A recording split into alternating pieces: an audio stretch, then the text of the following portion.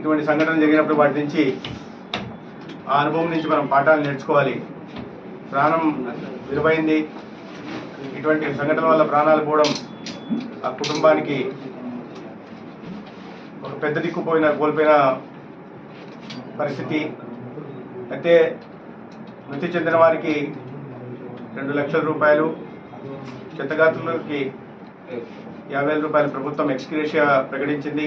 ఇదే కాకుండా ప్రధానమంత్రి గారు ప్రకటించడం జరిగింది.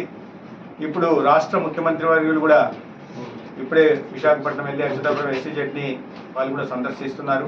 ప్రభుత్వం మృతుల కుటుంబాలకి అండగా నిలుస్తుంది.